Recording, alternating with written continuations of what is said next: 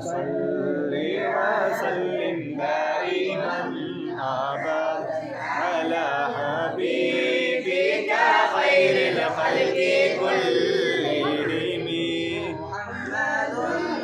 سيد الكونين والثقلين محمد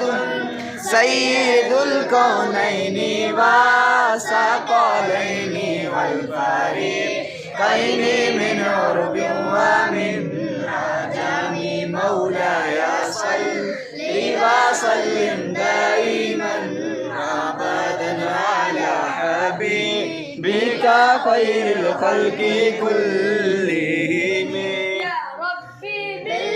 مصطفى بلغ مقاصدنا يا ربي بالمصطفى بلغ مقاصدنا